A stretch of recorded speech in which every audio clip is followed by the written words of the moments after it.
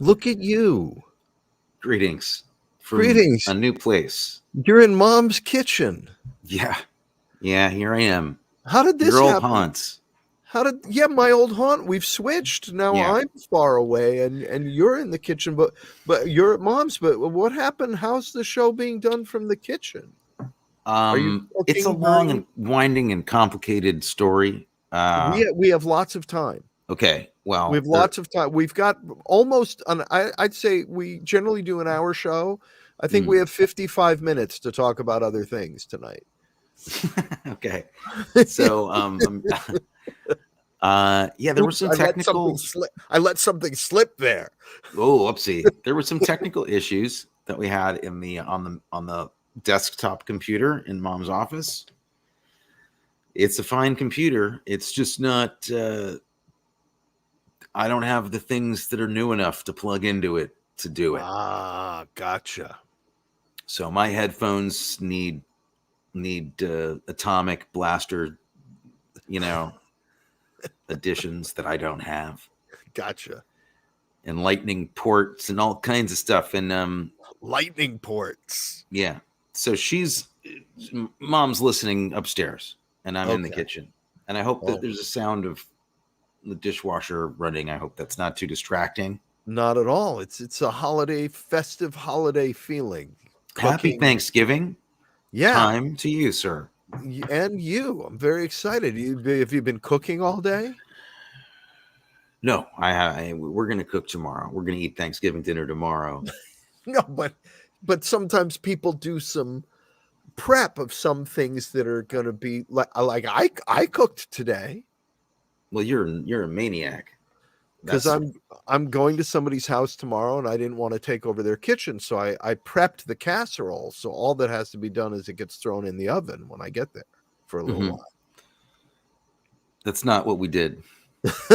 Okay, I'm trying to have some interesting conversation here. No, I'm trying to follow up with you. I'm happy to talk about Thanksgiving. I just answered the negative to the one question you had Okay. so far. Is there anything that you are in charge of tomorrow about which you are particularly excited? Um, about which I'm particularly excited. I'm Now look. excited about oh, pumpkin pie and deviled eggs done, says Well, Bet Bowls. That's great. deviled eggs are yum. Deviled eggs are Oh that's a my god, classic. Who they're the doesn't want best. that? Yeah. But Um, so tomorrow, you're in charge of what? I'm in charge. It's not been designated. I think this is a mutual thing where we're all going to pitch in. Mom and I will take care of the brunt of it, and You're having Amelia's going brunt. to. We're gonna Thanksgiving have brunt. Thanksgiving brunt, and then a couple hours later, going to do full Thanksgiving dinner. And so I don't know. I'll probably be, in charge of the potatoes. I have some ideas. I'm getting some Yeah. ideas from the ether, from the atmosphere. I'm not ready to commit to a potato yet, but I know it's coming. I'll tell you, I'm going to be in charge of some potatoes tomorrow. What are you going to do with them? No, I'm going to eat them. Oh, I well, you're think going to that's show them who's boss. I Those think that's damn about as in potatoes. charge of something as you can be. Yeah, that's a good point. Yeah. That's a good point. In which case, I should just tell you, I'm going to be in charge of that turkey. Yeah.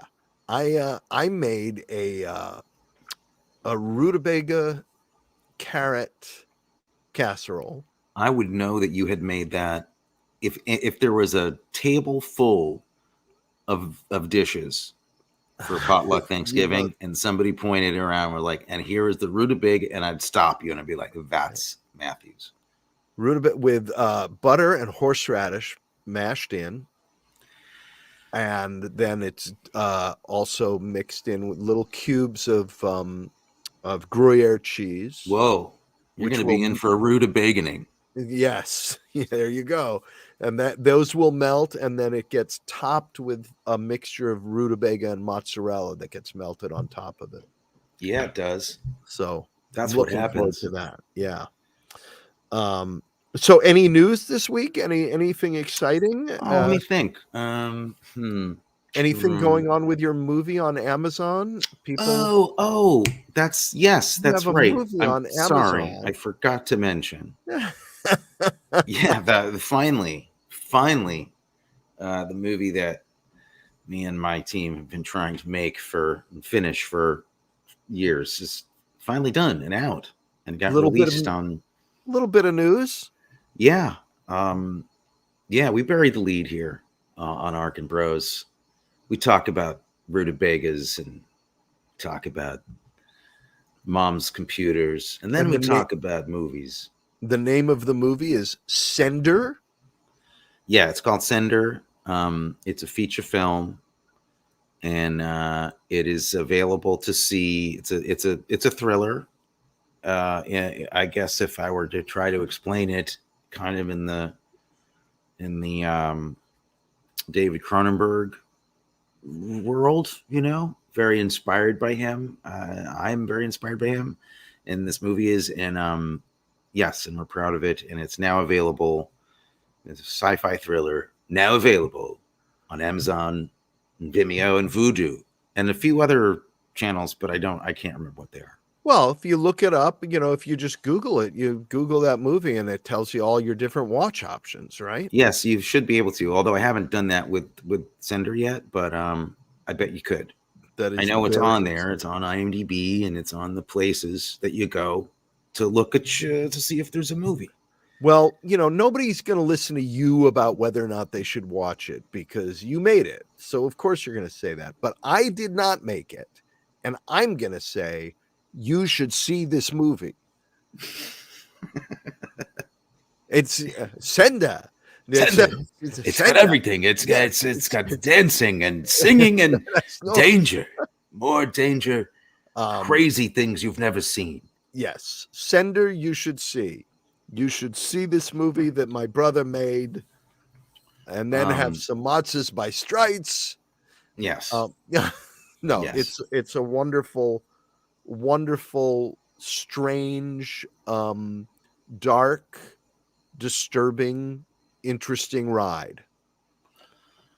I would concur with that. That was certainly my hope, was that it would all be all those things. Yeah. And you should check it out with wonderful performances. Oh well, yeah. Thank you. They, thanks to them, the movie, it works. There's some wonderful, wonderful actors in it. There's this one actor in it, a woman, and she looks so familiar to. Oh, she's my sister-in-law. Yes.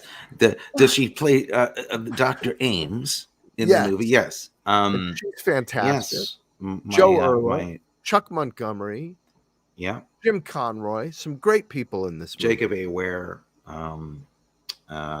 Mickey Solis, Susanna Hoffman. A great group, and really, it's really like it more than anything. It's at this point, after this long a wait, because we've mentioned this movie before here, but after this long a wait, just to get a chance to have the people that made it see it. Like at this point, that just feels fantastic. Because really, there's been nowhere to go. We got cut short due to the pandemic, like a lot of people did. Right. At the festival circuit, and it just kind of derailed the whole sales part of the movie for a while. So we're just really grateful it happened. And yeah, check it out on Amazon if you've got a free evening. And we're not going to cover it on this show. I don't think it'd probably be a mistake to. You can't review your own work. Well, I won't. So Mom is piping in here, and she says, "Matthew, are you really going to throw the casserole in the oven?" No, Mom. I'm going to place it in the oven. Yes, he's going to throw it in the oven like that killer doll in that Trilogy of Terror. Yes, exactly. Like the steak in that. And Mom also says, and yes, you should all see Sender. It's fantastic. But again, I assure you, Mom, I will gently place the casserole. That's an endorsement that anybody listening needs to, take with the grain of salt. I know. It's your mom. It's my mom. She's probably going to support the movie. Yeah. But hey, if you like it, give it a nice rating. Give it a few stars, more than one if you like it. If you do. But I yeah, have some fun what's news. going on with you? What's happening with you? A little fun news. Your niece, my daughter, it's the same person. Right. She's at the LaGuardia High School, one of the leading performing arts high schools in the country. She's a dancer, and she's in the musical. She's a senior now, and they do the big musical every year. And when it's a musical at the high school at LaGuardia, it's a big deal. She was just made dance captain today. Oh So my that gosh. that Wow, was that's fantastic. nice Really. news Oh, she for must be her. over the moon. That's Yeah, great. yeah. So it's a nice feather in her cap. I'm very Amazing. proud of her. And she got her first headshots done too. They Oh, do really? headshots at the school, yeah. And they're pretty amazing. Um, I'm She trying listens to this show every week. oh god, she's our biggest So fan. I know She's our she's biggest listening now. Hi, hi, how are hi, you? hi, sweetie. Yeah, Congratulations. yeah, because this is her kind of thing. Totally, yeah. Uh, Yeah. hanging out with her uncle and her dad while they talk about Nick Cage movies. Yeah. What 17-year-old girl would It's not a want to do dream. that? You gotta Yeah, aim for the dreams. What can I yeah. say? Um, uh, I'm searching for other things to talk about. Oh, we bottled a lot of batch 22 today, Oh yeah. sample bottles, because we have a big presentation this coming Monday for investors. So that anything else interesting to talk about? Anything to keep us from having to talk for too long about this movie? Um, Boy, no, I came prepared, and then I came prepared too, but I'm ready to start. I don't have okay. I don't have a ton of news. I don't have any other movies coming out. I have nothing else to talk about. All right. Well, I will start it off by quoting another helicopter movie that we watched. I would like to be able to say, "Catch you later," Yeah, as Roy Scheider said to Malcolm McDowell when he blew him out of the sky at the end of Blue Thunder. right. That's what I wanted to do to this movie. I You would wanted to rather blow it, say that than snort that sucker? snort that sucker. Well, we're going to get to the line that is spoke. We will get later in the show to the line that I'm sure the screenwriters labored over forever for the climax of the battle sequence of this movie. But we'll save that because it's so special. This movie has. You need to explain something to me. Well, first of all, we should I say hope I the hope that I movie is can speak English. Firebirds. The movie Yes. is Firebirds from 1990, and basically, we could give you the plot, but basically, the plot of the movie is Top Gun. It's a rotary wing Top Gun. It's helicopters, and instead of the former Soviet Union, Yeah. it's drug cartels in South America. I have a name that I think should have been they should have considered Top Thunder should have been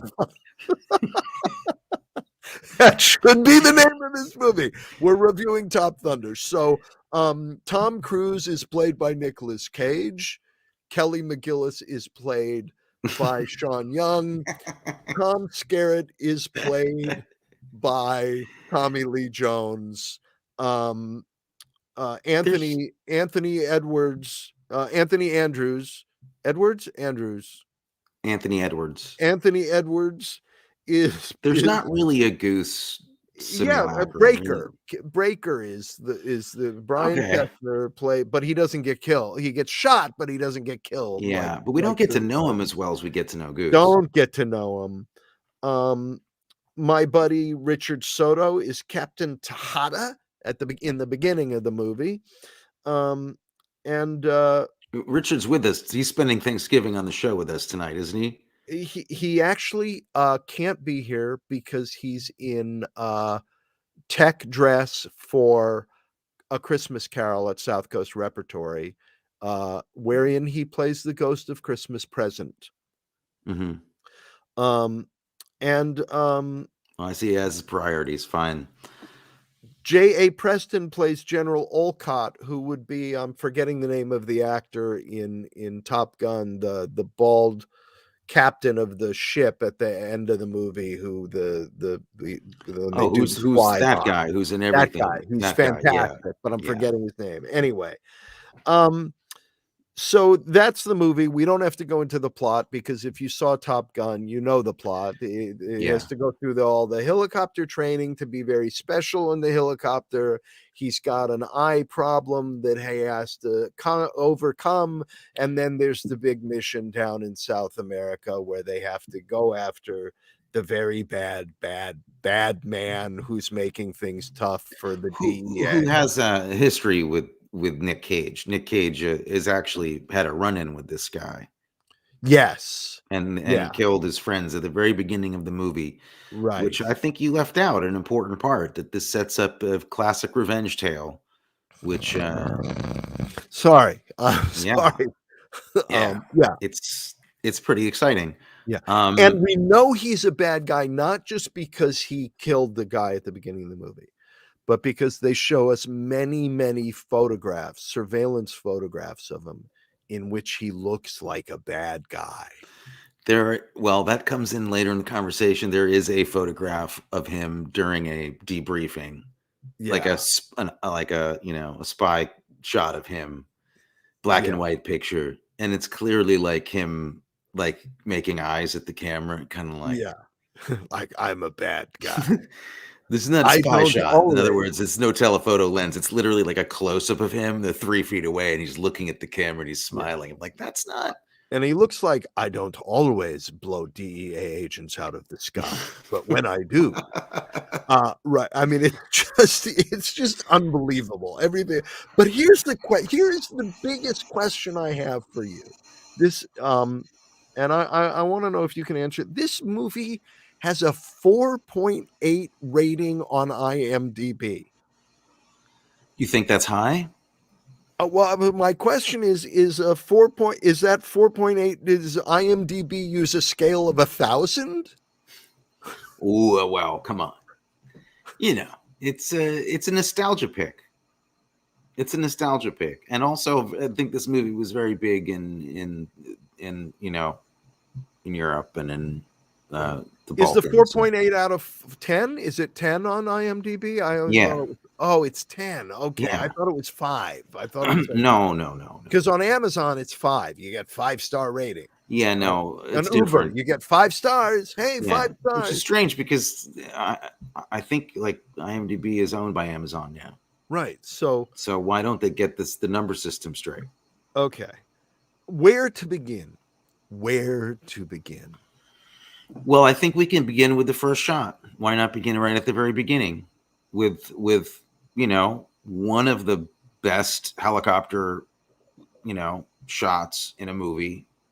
I don't mean helicopter shot in the sense that it's not from a helicopter. It's a Right. shot of Of helicopters. helicopters. And it's been done. There are helicopters flying out of the sun, Yeah. out of the big red setting sun.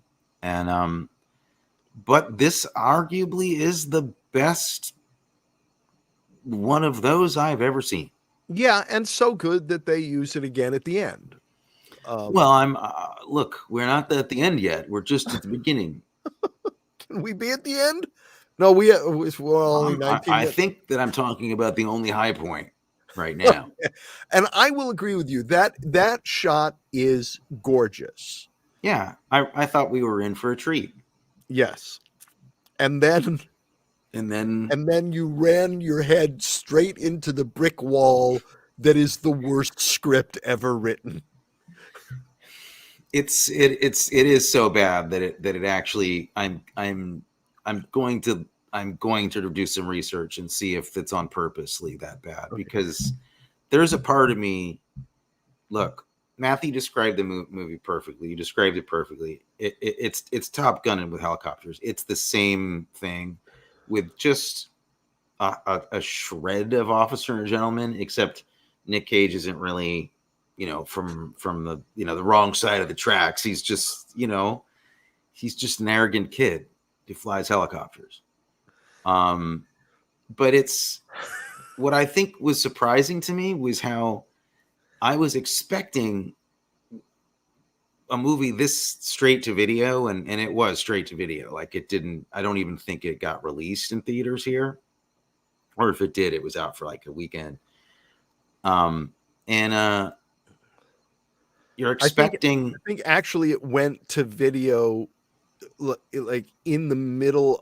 They released it in theaters, and the first time it was shown, I think they stopped it in the middle of the film. And they were like, screw it, just put it on cable. Have to watch the rest of it on video. Yeah. And what's unique about it though is that usually to me that like that kind of movie is really based on like war movies. There's no real war in this until the very, very end, and it's not a very long sequence. Most of this is just about the trials and tribulations of a young chopper pilot at school. Like it's just about him training and about the relationships he has with his trainer, Tommy Lee Jones, and with this kind of ex-girlfriend who shows up at the base, who's another helicopter pilot. So all these moves that are straight out of like Commando and Raw Deal and stuff that you've seen are being crammed into this kind of like feel-good romantic American rah-rah movie with a little action at the end. Yeah. And they don't even kill Tommy Lee Jones. I'm full spoiler. Like, you think at least they've got to kill him. Right. Pretty much everybody's fine. Everybody's okay. So it's just weird to see something that's this badly. Peter Onorati dies, which is sad. Somebody's got to go. Yeah. I mean, honestly, so even in this, somebody had to go. And of all the people, I mean, I love Peter Onorati. Yeah. Well, it's notable then. He's like, I'm the guy who died in that, though. So he gets off easy. So, let's go through. I don't know where to begin. I don't know how. Let's begin with the second thing then, which is a quote of George Bush's about the cartel war, which is like what? The war on drugs. There we go. Which was a really that was like, okay, so not only are we seeing a straight to video helicopter movie that's not badly shot, but it's clearly aligned with, some right-wing political views about drug wars and you said not badly shot. I do have a question though. Movies are visual arts, but there's also sound, and right, we have to record dialogue. Sound is never going to fly in movies. It's don't believe it. Sound isn't going to be a thing. I have a question. Was this entire movie ADR'd? It sounded like it. Because it was rough. They, no matter where they were, they sounded like they were in a sound booth. Yeah. No matter where they were. Well, I think that's because they shot on location around real choppers all day long. And probably they did have to ADR everything in it. And at a community college. I mean, literally, this you're looking at it and you're like, where, like, it's like Top Gun, except it looks like it was shot at like, Stanford Community College in Connecticut. It was shot at Pima Community College in Tucson. I know. And then you look up and you see that it was, but they did not hide the fact that this cadet helicopter, chopper academy. Yeah. Elite. The elite of the elite. It's like, and honestly, that's something perverse about that, which I enjoyed about the movie. So I actually kind of liked it because it was trying to make me believe things that I just didn't believe for a second. But then they have all the support from the real military, because they don't have money for a set, or for like something cool looking, design wise, but they have 8,000 helicopters in the air. Yeah, somebody donated some helicopters. They also apparently didn't have money for costumes.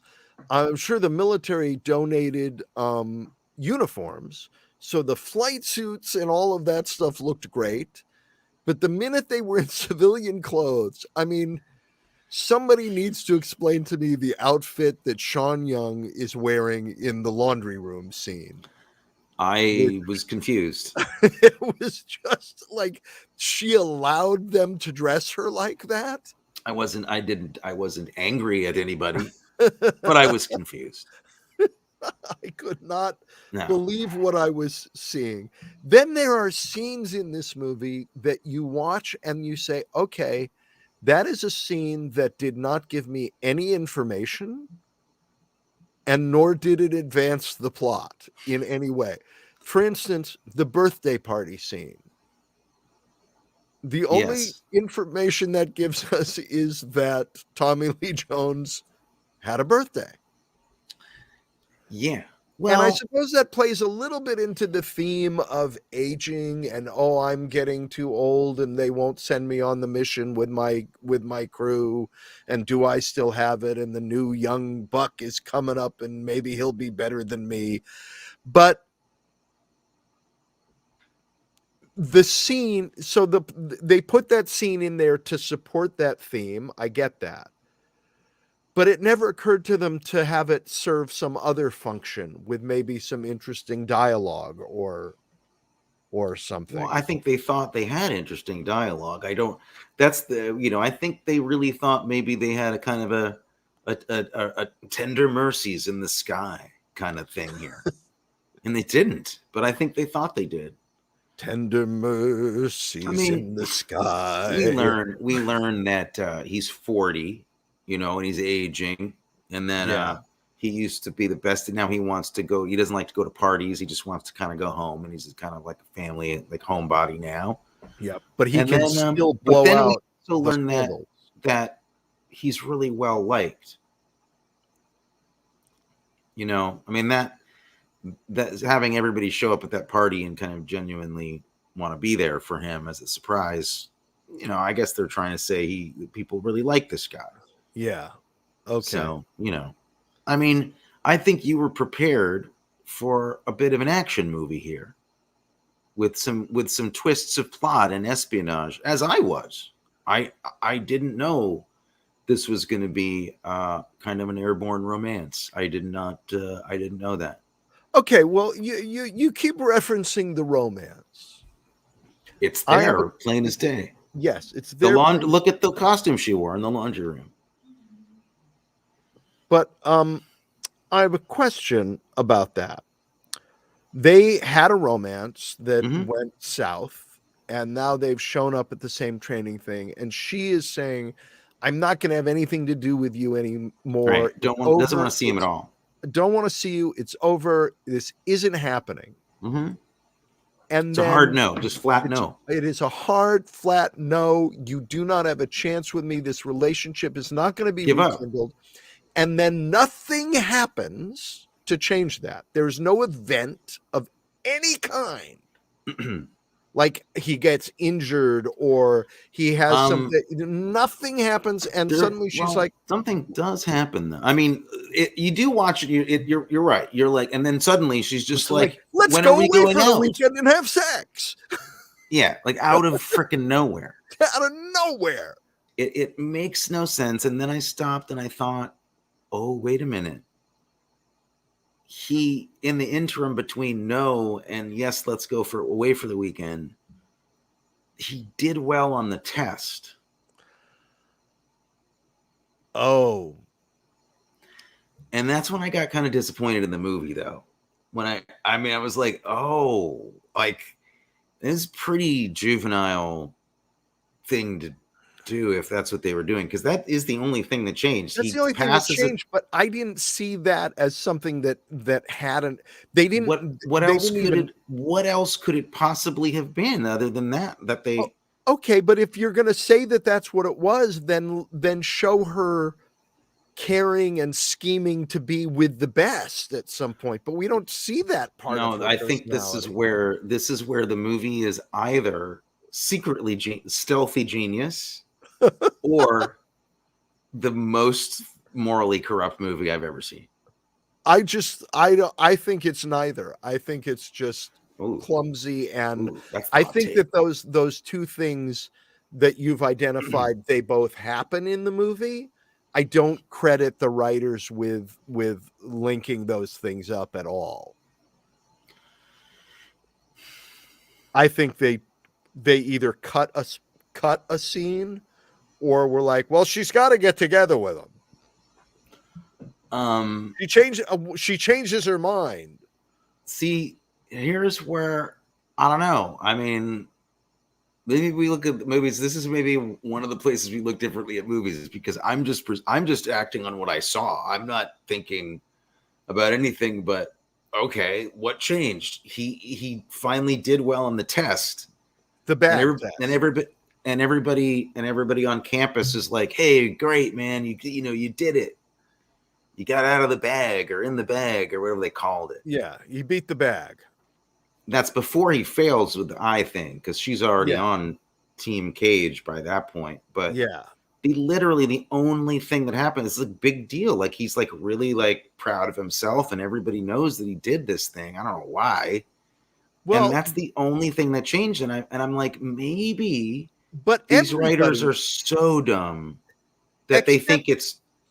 Yeah, except everybody beats the bag. You don't get to, I mean, it's a big deal for him to beat the bag because he's got the eye problem.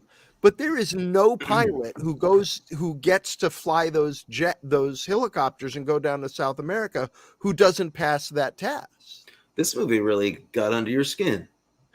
This really bothers you. This movie really, really bothered you. It's offensive in how bad it is. Okay, I'm going to go another question. Pilots, right? For whom so eye problems are already highlighted in this movie, and visual acuity is one of the most important things that a pilot can have. If you don't have like 28,000 vision, right? The best vision anybody ever has, you don't get to be a pilot. But in our time off for recreation, we're going to do some boxing that involves people bashing each other in the head before we get up and go into, They're rough guys, man. They're kind of dangerous. They have a death wish. They're crazy. All right. Clearly, you love these pilots. You just, all right. No, I mean, anybody that dedicates their life to something and then is willing to just throw it away by punching each other in the face. Okay. All right. I have another question. I have a question about explosions and bombs. When a bomb lands, right, does it cause absolutely no damage at all, except where it lands, a giant flame shoots straight up into the sky? Generally that combined with somebody on a bouncing through the air. Okay.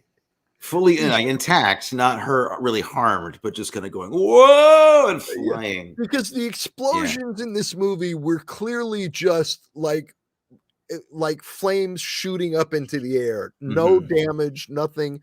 Like to watch the bombing sequence in this compared to the bombing sequence in I don't know, Catch-22.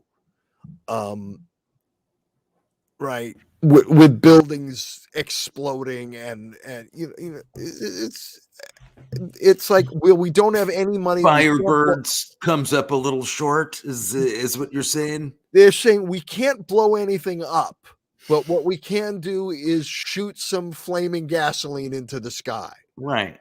Okay. That's all true. I really want to stop though and just ask you to breathe. Just take a breather, man. You're really upset, and there's no reason this movie should make you angry. Like, not zero. So I have a show to do. I have a show to do, and I have to talk about this thing. I know, but I'm entertain the people. You're really angry, and I'm just saying, like, it's something about my this blood pressure. It triggered you. Just everything's going to be okay. We're going to get through this. It's not that bad. It's really harmless and inoffensive ultimately, but you know, I understand why you think it's not a great movie. All right. I'm not Hold on. coming to its defense. I've got other things to talk about. I just again have a sip of beer. Okay. Just yeah. All right. I'll slow down. Oh my gosh. So, did you catch? Now, here's the only place where I thought, wow, the writers actually tried to do an interesting homage reference to a true, real hero of American military aviation. And or it was an accident. And I'm not sure what it was. And do you know what I'm talking about? No. The strawberry gum. Nick Cage chewing the strawberry gum. Is that the stick of Beeman's reference? Is that Beeman's reference? Did they have a moment of intelligence and try to make a reference to, hey Ridley, you got a stick of Beeman's on you? Maybe, because it's possible. It's possible because I'm not gonna support this movie. I'm not gonna go to bat for it, but I'm gonna posit a way to look at it that could include that and other things, and mean that you are dead wrong about it. But that's it's just a postulation. Yeah. Yeah, good luck with that. But I'll listen with an open mind. Okay, you just let me know when you're truly ready to listen, and because I still feel like there's no getting through you right now because you're really angry. You're angry. You're upset. All right. This is a Nick Cage movie you wish you hadn't seen. Let me. Let me. There you go. Let it out slowly, though. Yeah, that's it. In with the good, out with the bad. Right. Yeah. Okay. But I still have things on my list. Okay. Well, I'll get back to them. I'll get back to them after. Oh, you want me to? Yeah. I've calmed down a little bit. Oh yeah. There's two things that happened in it that really surprised me that were so from another movie completely. Okay. One was that I thought it was a stroke of genius that the giant debriefing conference table in the war room is in the shape of a coffin. I thought that was fascinating. And I went, what a crazy design choice. That was right. That was like really crazy. Did you notice that? No, but in the shape of a coffin in the sense that it was a rectangle? No, it's in a rectangle is not a coffin shape. In fact, coffin shape is coffin shaped, Matthew. Don't get angry at me. I didn't make Firebirds, dude. I didn't do that. I would never have done that to you. I'm just saying it was literally the shape of a coffin. It is like a cutout cartoon of a coffin. Of a coffin. Okay, I'm gonna have to go back and look at that, and maybe I'll love this movie. Oh God, listen. So the production designer had one moment of inspiration, and okay, you've had it. You've had it. You're combative with me. I don't know what's happening. No, I love you, but the production designer had an idea, and that's a tone. All I'm saying is that's a tone. Okay. And your next, and then there's a line exchange after Nick Cage succeeds in one of his training runs with Tommy Lee Jones, and he's flying the chopper, and they fly in tandem. Tommy Lee Jones is in the chopper with him, and they can switch off and on who's piloting the helicopter. Yeah, Tommy Lee Jones is really in control of it because he's the trainer, right? And Nick Cage finally succeeds at one of the training runs, and he's really proud of himself. It's big. It's a big moment for him. And Tommy Lee Jones is very proud of him. But so he says, how do you feel? They're flying and they're talking through the intercoms. And he goes, how do you feel?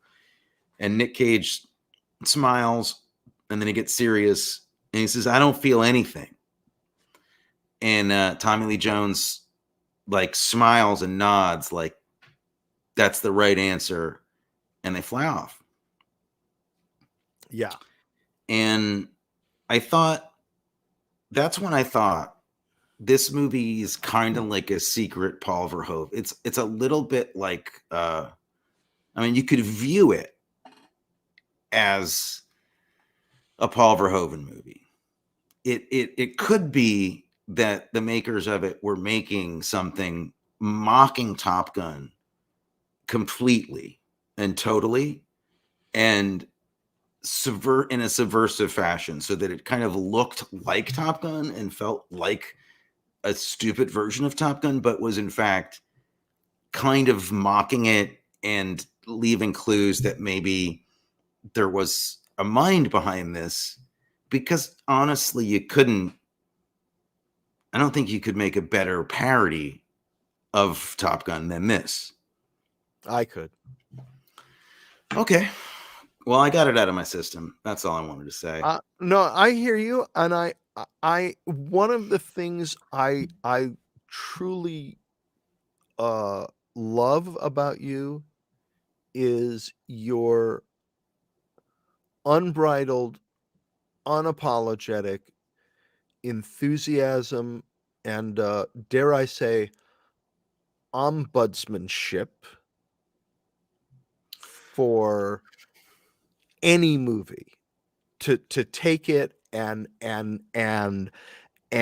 look for the best in it. I think that's a great, admirable, and maybe even spiritually advanced quality. Hey, now that's not true. That I don't have. I don't have it. Entertain me and be good or die. No.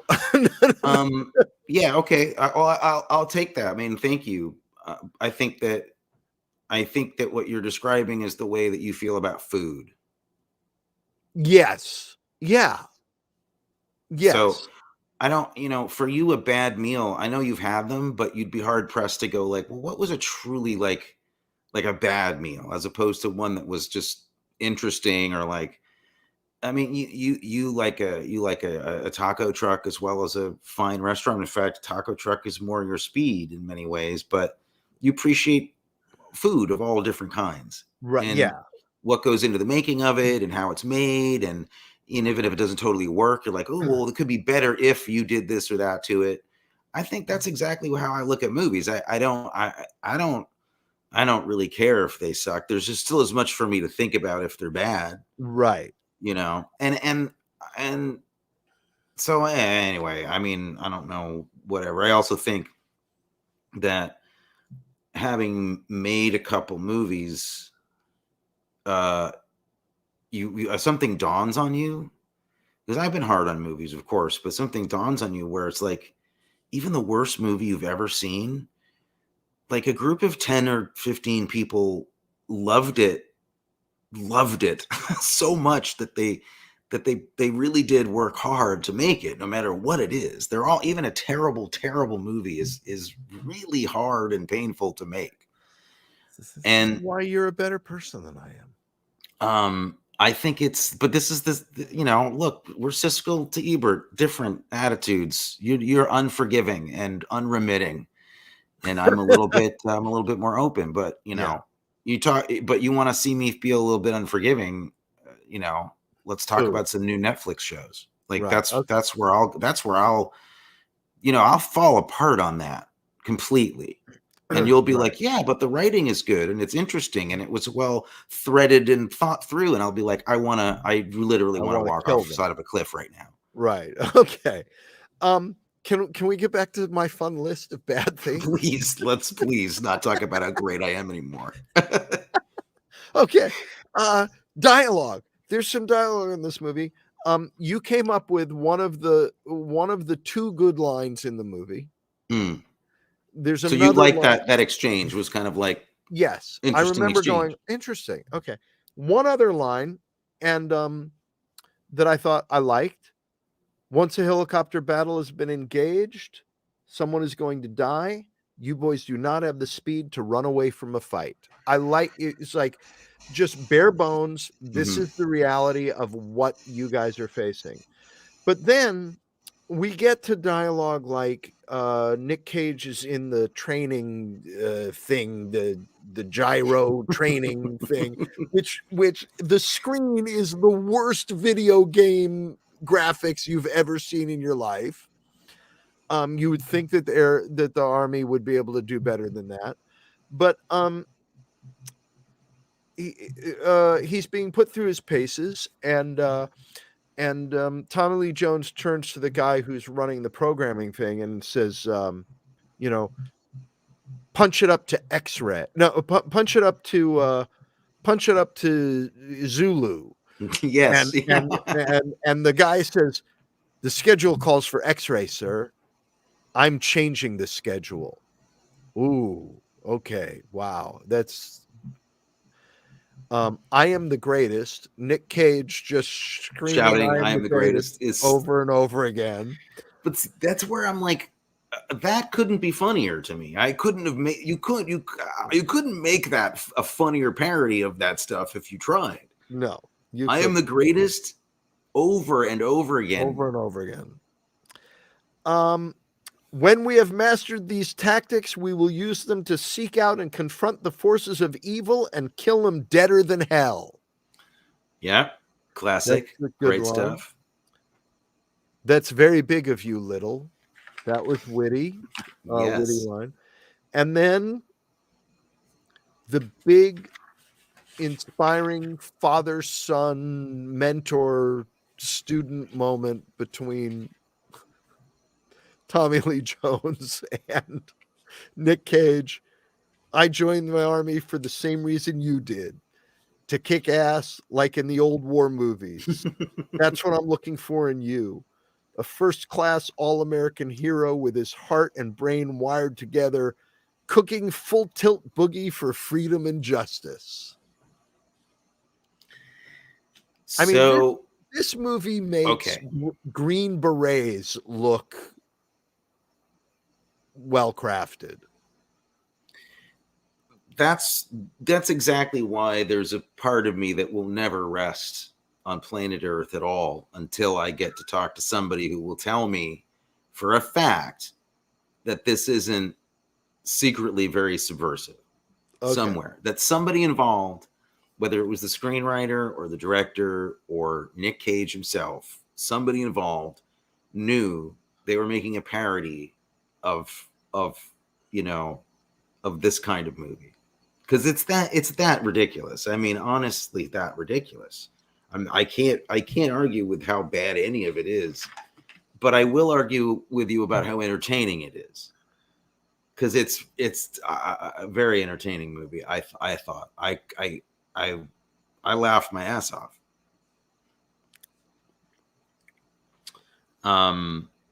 I did not. Well, you were in a bad mood. I was in a bad mood. Because this is a movie you neglected one of the best sequences that I've come across in weeks now. Is in this movie. Okay, what's that? What other movie has a man driving a Jeep with panties on his face and a snorkel strapped to his eyeball? You've never seen it before? That I is have actually. There's unique. Another movie. You're not allowed to say what that is on the air, though. You can find that on YouTube. So there's that. There's many pleasures here. That is one of them. And then a general drives up next to their Jeep. See what they're trying to do. It's Tommy Lee Jones, who we learn had the same eye problem that he did, but doesn't mention it, doesn't come up until he nearly fails Yeah. Nick Cage for clearly having an eye problem, Yeah. which turns out to be rather easy to treat with one session One session to retrain your eye involving a snorkel and a pair of and a women's pair of underwear. ladies' panties. And driving blind like a maniac on the Air Force base, whereupon they stop right next to this general and his wife, and it's like a Grey Poupon commercial, except he's got panties on his face. And the lady says, the general's wife says, he's got panties on his head. She says that. That's a line in this movie. Yes, it is. It gets like that.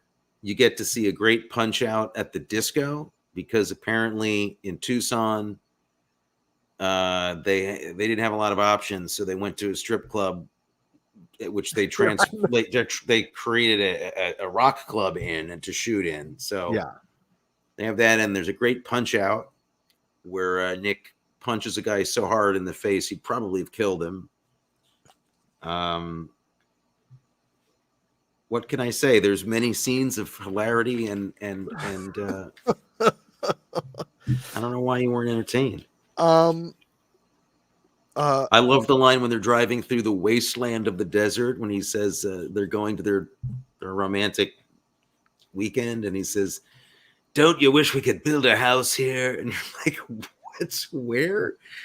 What I loved about that, though, did you notice, though, that when they're driving through the desert, ostensibly in the middle of nowhere, that in the distance is a town? I didn't notice that. They couldn't turn the camera around so that you just had a vista of desert. No, there's that would be too scary. You want to know they're going to be okay. If an emergency happened, that they'd be okay. Oh, okay. Pairings. What's the pairing for this movie? I mean, Top Gun is too easy, right? I think Top Gun would definitely be too easy to say. Yeah, I mean, it's obvious that you would pair this movie, watch this movie with Top Gun. Let's say, that's a really good question. Because I had an idea. What did you think? The Room. Okay. For you compare that, you think these are on equal footing in terms of no I'm actually no, I would pair this movie with The Room for how well the actual love scenes are done in the two movies. This is a remarkable love scene. It's one of the worst love scenes I've ever seen. There are shots. I don't know what's happening really physically. I didn't really want to know, but I couldn't figure out how they were, what was happening at any given moment. And she's smiling, kind of like she's got this somewhat idiotic smile on her face. Yeah, this does not look like lovemaking. It doesn't look like anything I've ever seen before. Very strange things are happening there. Also, they recycled like 3 shots over and over again in it. Yeah. Literally, like the same, like I didn't notice that like a minute ago I saw this shot. It's not like from the beginning of the movie. You just showed it to me. Okay, very silly moment. We decided we're going to have the very silly moment award, and I have something for that. What's that? The scene of Tommy Lee Jones getting out of bed the morning after the boxing match. Great. I couldn't figure out what was going on. His back hurts. Your head. How did you hurt yourself? It was just like that was pretty astounding. And the whole relationship with his wife was just weird. Well, it's weird. It made me feel like there may have been some things cut out of the movie. One hopes. I mean, I guess Tommy Lee was having a little bit of a career slump in here, or maybe not. See, that's the thing. I can't really call. I don't have my notes like IMDb open in front of me right now because I'm in the kitchen. He actually looked great in this movie. He looks fantastic in it. He's a total hunk. He's great. Yeah. And I didn't know him that much back then. I know the older Tommy Lee, and I was kind of like, whoa, he was like, Dude, you go see Executioner Song or Rolling Thunder or something. You'll see like he was a really handsome, really yeah, tough guy. He played. He was a rugby player apparently, in school, and I think it was rugby. Might have been football, but I think it's rugby. Tough guy, and a real like cowboy, real horseman, and really fit, scary fit. wow. Yeah. Well, I think it's time to talk about also the climax of the movie and the dialogue that was written for the climax of the movie, the showdown between Nick Cage and the baddie bad guy. Mm-hmm. And we've got lines like you know I'm trying to think what are great lines when the showdown happens. Like, what is we've got yippee yay ki-yo motherfucker, right? It's a great one. What else? What are great lines when the Get him. well, Get no, I that mean guy. in real movies, the great lines of the final confront, like in Blue Thunder, catch you later, that he All gets right. to repeat that back. Nick Cage is given this line when he's finally confronting the bad baddie. He says, "I'm gonna kill him now." That's That was really good. that's the line. That was really It's good. like Yeah. that's Yeah. writing. That's I'm gonna another kill him now. that's another thing that made me think that Paul Verhoeven maybe directed this movie. But yeah, except Paul Verhoeven would get things. That's one of my favorite lines ever. Is Dick, I'm very disappointed Hysterical. in you. And this movie didn't Starship rise. Troopers, though, doesn't have one line that you can really remember. No. No. It's Starship Troopers is a lot like this, except it's beautiful to look at. Okay, I'm gonna have to watch Starship Troopers then. Starship Troopers is a weird movie because it truly is. It's made on purpose to be the thing that you don't like, and it's a trip. But then I might like it if it's made on purpose. That's I don't think this was made on purpose. Yeah, 'Cause you don't know that. I don't. You never talk to any of these people. You have not talked to any of them. I actually have spoken to one of these people. Didn't talk to him about Firebirds, did you? I did talk to him about So- Firebird earlier this evening.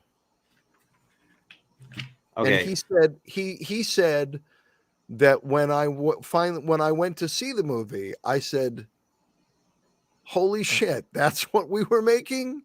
I'm in that movie?" Mm-hmm. Yeah. When he saw it on HBO, because I think that's the only place it came out. He was not impressed. There is the funniest line though I think I've ever heard in a like a war situation. What's that? It's before the climax, and they've got the orders to roll out, right? Yeah. They're all gonna get into their choppers and get on the cargo plane and fly down to South America to do this terrible deed that must be done.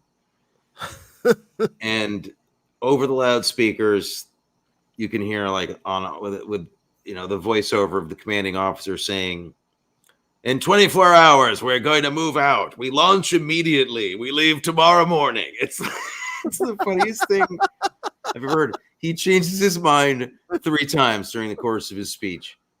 I also have a question for you. When did the South American cartels get the highest end Get ghost technology? fighter Yeah, jet?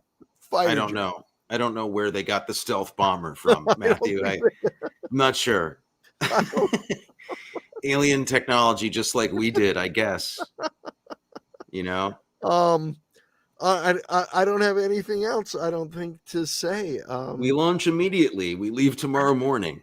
We lo- What can we say about this? Hello, Somebody I must. said it. Somebody wrote it and somebody said it, which means that somebody knows. And they did it on purpose. Hello, I must be going.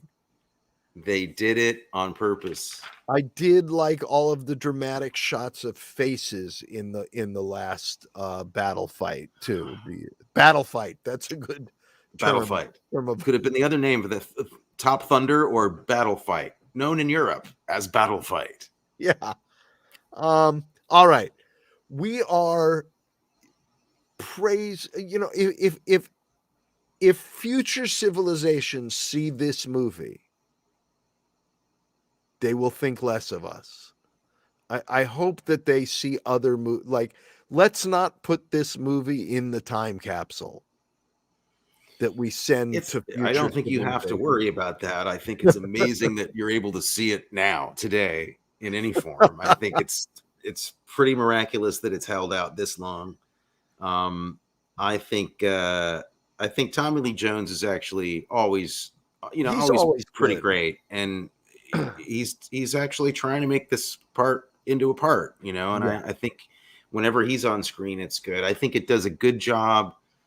Anytime they're actually in the training sessions with him and the way he describes and talks about flying, I think he did a great job, and that was pretty cool. Felt authentic. It's always, I don't know how I feel about, the politics of movies that are endorsed by the military, but it's always fun to see those movies because they have an enormous amount of really cool hardware in them, because the military is like, yeah, we'll give you all this stuff for free if you make a movie that makes us look like we're fun. Yeah. And, hardware is cool. Whether you're pro-war, anti-war, whatever. I'm just talking about the pleasures of what this movie could offer if you were perhaps on the fence about seeing it. Because, clearly Matthew was livid and upset and felt that this somehow contributed to the downfall of Western civilization. Yes. And I don't care. I just simply it didn't bother me. And I laughed. I didn't cry, but I laughed almost until I cried. And I would see this. I would say this is a really great movie for a bar. Like, if you were going to see this, I would think with a pint, get a pitcher of beer and eat some peanuts and watch this in a bar, even with the sound off. It'd be great movie to have playing in the background while I'm completely 100% involved and focused on something else and don't even notice that it's playing in the background. Then I think it's terrific for that. I think that I would pair it, I'm going to go real arty with this, and I'd say let's pair this with something really crazy like Rumblefish, where we got, another similarly, adrenalized Nick Cage performance, even younger, and in an art movie that is deeply misunderstood by people, as I think this is. So I think they'd make a great team. They're both about adolescent yearning to be the best, and you could mirror that relationship with his brother in it with Tommy Lee Jones and Nick Cage as his teacher. That, or maybe Karate Kid Part 2 would be a good pairing with this. Something very, muscular and American, but not too famous. All right. You don't like any of the things I said. Just admit it. Just say it. I'm just trying to. If we just sit here and you go, that you're right, that sucked. Ha ha ha. That was a bad scene. That was really, what was really bad was this. It'd be less interesting. Rumblefish was the name of one of the helicopter, right? Isn't there's the Apache? There's the Apache Rumblefish. Yeah. The Apache, the Stinger, and the Rumblefish. The Rumblefish is actually what you sit on in the back of the helicopter. Okay. Well, I think we have finished our cage fight. We had a 3-round cage fight. And you couldn't be happier that this is over. I'm so glad it's over, and I'm very excited about what we're launching into, which is Horrible Holidays. Okay.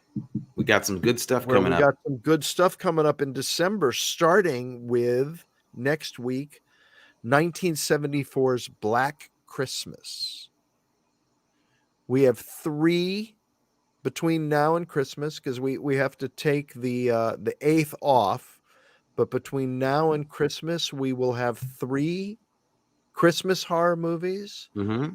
And then after Christmas, before New Year's, we will have a New Year's horror movie. So we're counteracting all the saccharine, sweet, good feeling, which I don't like. I don't like good feeling if things. You're sick and tired of this cheerful, forced happiness that everybody's supposed to feel during this time, and you want a refuge from some of that, just even for an hour, you'll at least have our podcast where we're not doing It's a Wonderful Life. We're not doing Merry Christmas, Mr. Lawrence. Actually, we might do Merry Christmas, Mr. Lawrence. That's pretty anti-Christmas then.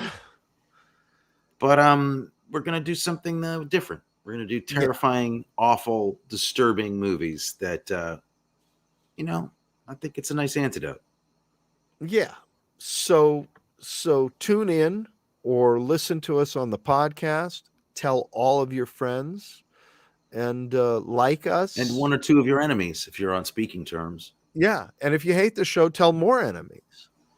But we love you all. Have a great, safe, healthy, and happy Thanksgiving. And we'll see you next week. Yes, you all will.